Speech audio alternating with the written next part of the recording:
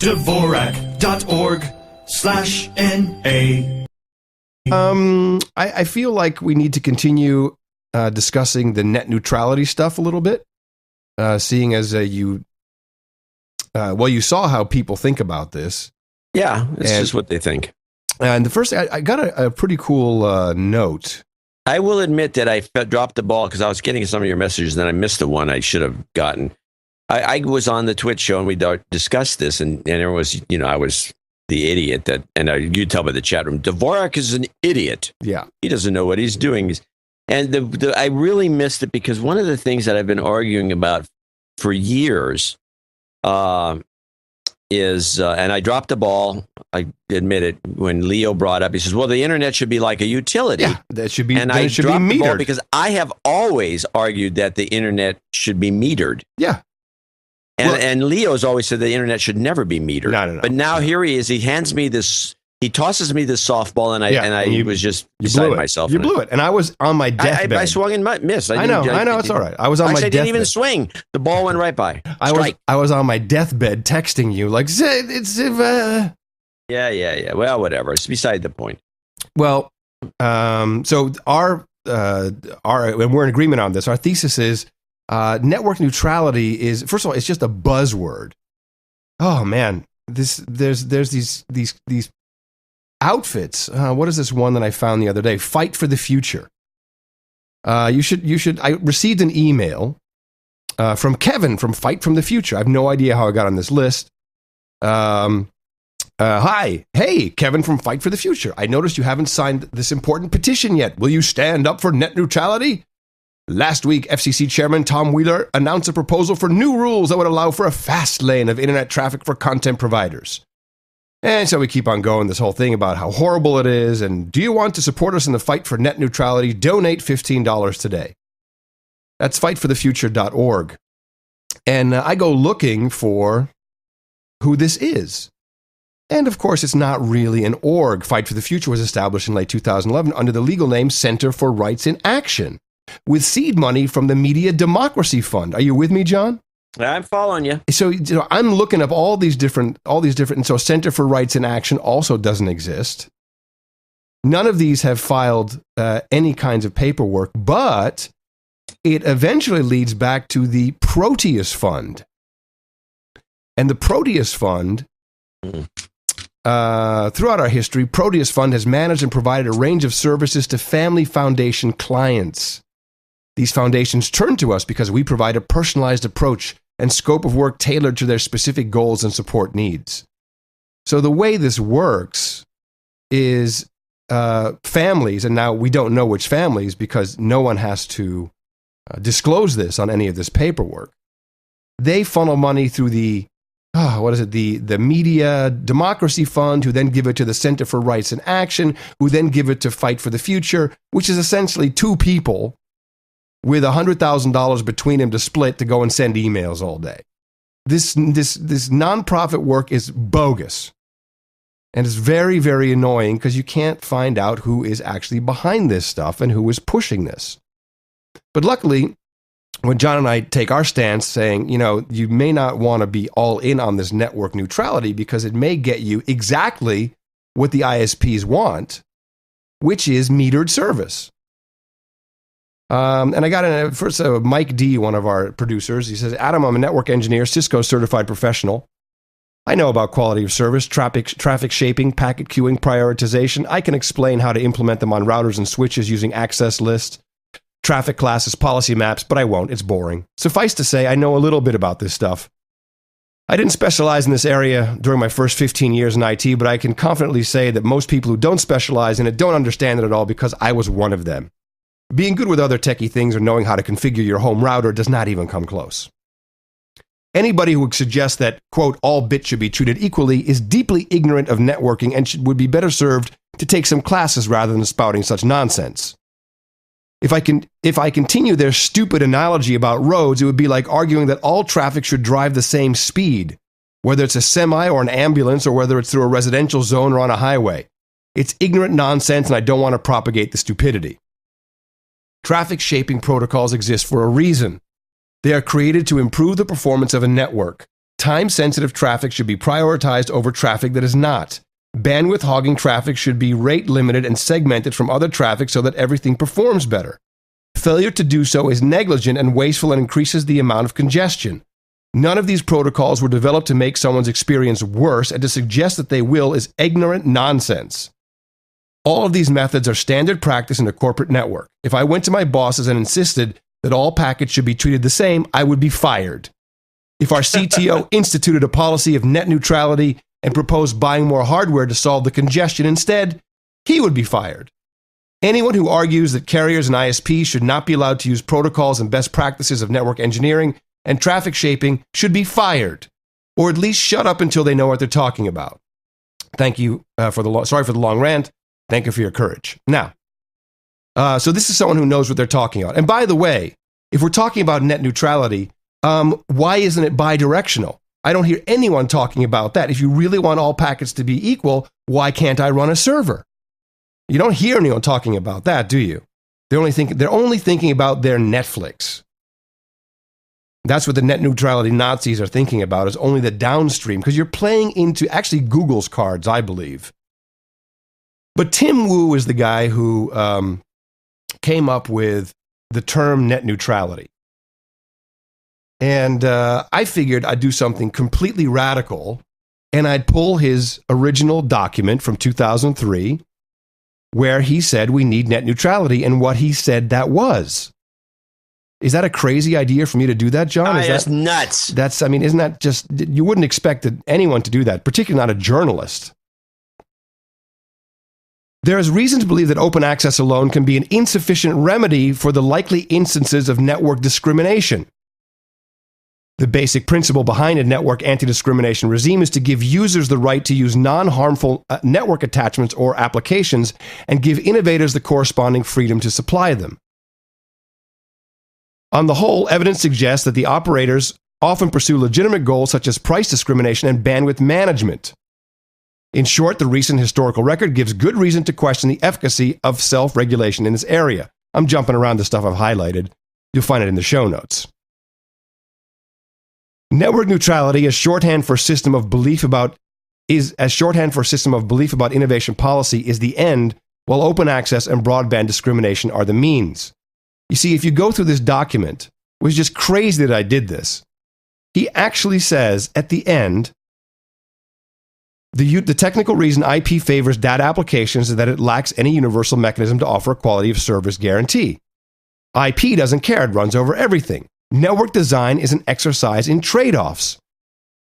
True application neutrality may, in fact, sometimes require a close vertical relationship between a broadband operator and the internet service provider. Oh, gee! An internet service provider in this case means the Netflix. Delivering the full possible range of applications either requires an impractical upgrade of the entire network or some tolerance of close vertical relationships. The guy who came up with net neutrality is advocating this. And he actually advocates metered service. If chat programs have, so here's an example. If chat programs have positive externalities for other network applications, say if a chat program is middleware for a file exchange program, as in the case of Aimster, this is 2003, dependent applications are hurt as well. Second, to the degree other applications depend on a critical mass of high bandwidth users, they are hurt by potential subscribers who at the margin are not willing to pay for broadband without the chat programs. Do you see? The only way to have what people call net neutrality is to meter your usage. And we knew 10 years ago, 11 years ago, that video was going to mess it up. And you think you get a free ride with your Netflix for $5 a month or whatever, now it's $7 or what, even if it was 10, it doesn't matter. It's a very, very small amount of money. That is going away.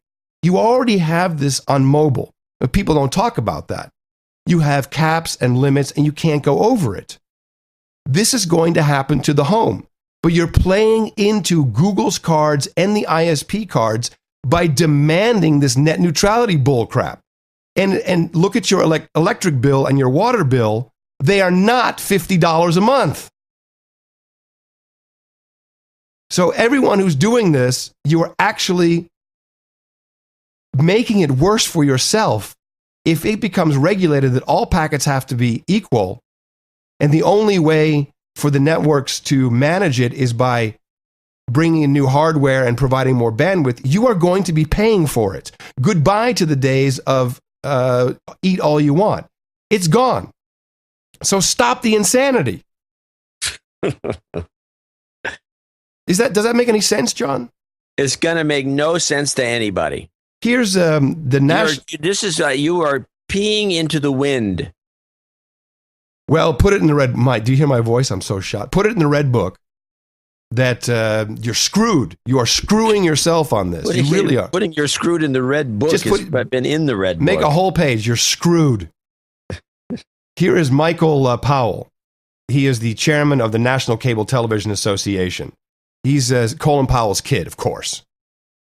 And this is apart from his keynote at the recent NCTA meeting, where he explains why you must be happy that broadband is not a commodity. He does it in a very funny way, though.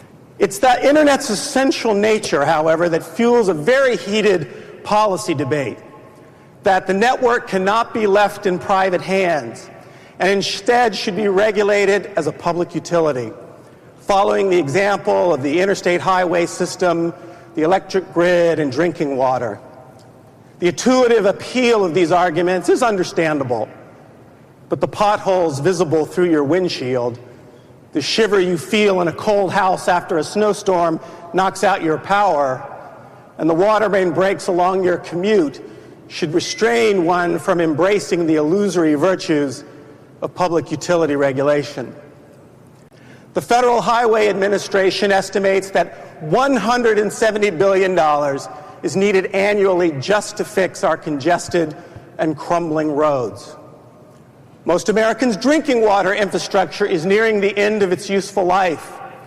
There's an estimated 240,000 water main breaks per year, and reports say the water system needs $1 trillion in improvement. America's electric grid is no better. It's suffering and desperately needs a $768 billion shot in the arm by 2020 to keep it from failing. And the number of massive blackouts have increased. That, by the way, was a sound effect he had on stage. In 2007, there were 76 and the lights went off, too. Major blackouts. In 2011, there were 307. Now, can you imagine if the internet blacked out 300 times a year? No, because it doesn't. Because the internet is not regulated as a public utility. It grows and thrives, watered by private capital and a light regulatory touch. It does not depend on the political process for its growth or the extended droughts of public funding. This is why broadband is the fastest deploying technology in world history, reaching nearly every citizen in our expansive country. Okay, couple takeaways from this. One, our future is one where everything is shit except we have broadband. Because the toilet's not going to work, no water, the roads are going to fall apart. But we'll have broadband.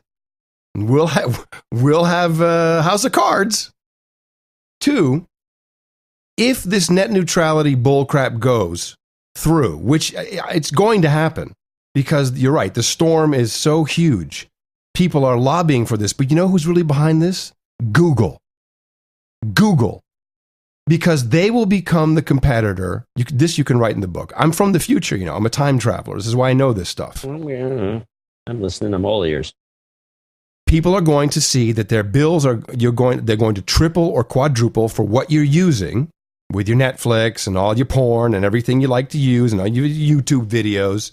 And Google is going to come into every single community with their fiber, and they're going to say, oh, we're going to give it to you for free. We have one package and one package only, free. But we get to do everything we want with your packets for advertising. They're already making this offer in Austin. Take your Google Fiber. It's not free. I think it's like you pay once. You pay for the setup, and it's free. And then they get to do deep packet insertion of ads. That is what you are doing if you are for this net neutrality bullcrap. What you want is you want the smart engineers who really know how to do this stuff to manage the network, try and make the services work. You definitely want Netflix to pay more money to be inside your local provider. And yeah, that will cost you more. Whoop-de-doo. But if you choose for the net neutrality route, you're going to get metered service, and the only alternative will be Google, who will be tracking you for everything and will basically own you. Was that an applause? Yeah, applause. That's the best I can do. Yeah, that's where it's headed. That's what's gonna happen. I like it. I think it's a good analysis. I think it's incredibly sad, is what I think it is. I think the combination of if it wasn't for my clip, I would have given the Michael Powell thing a clip of the day. I think the Michael Powell clip combined with the letter that we got from our producer, Mm-hmm. I think summarized it better than anything. It was definitely better than a bunch of people just willy-nilly running around, waving their arms in the air while spinning in circles, screaming, "Oh my God, oh my God, oh my God." Yeah. Net neutrality. We need net neutrality because we're going to be screwed because Comcast is going to, and these imagined scenarios. That's why I died on the show the last week. I saw it happen. It was so stupid that you couldn't even get into it. It was imagined scenarios that are just unlikely. But it always goes like this. Imagine where you can't watch Twit, or imagine where you can't watch Young Turks, or imagine, or when it slows down, or this makes no sense. These are just, and they call me a conspiracy theorist. Yeah, that's the irony. Yeah. And everybody is all in on this. I don't understand it, man. It's horrible. This what's going to happen. Well, what's going to happen? Well, this and that and the other thing. And I said that again. Woo. I'm making mistakes today. Wow. But they would go on with their analysis, which was just was borderline hallucinatory. But what are you going to do? Well, I mean, you can bitch and moan, you can make your arguments, and you still got, you got powerhouses that are pushing this. Well, the problem is we need more people like Mike D to, jump in their pens and write something and say, you're wrong. This is not how it works. This is not how it works. It's the same. It goes back to your Twitter question. So what do we do when Twitter just basically has to fold? Well, there's a lot of things we could do. A lot. But people don't want to take the effort, don't want to put in the elbow grease to make the network actually. I'm doing it. Screw it. I don't. There'll be enough people who I care about who will be doing this. Protocols. We got RSS. We got all kinds of things that work perfectly fine. It works, but no, it's not great for following celebrities. Yeah, okay. So that's a problem.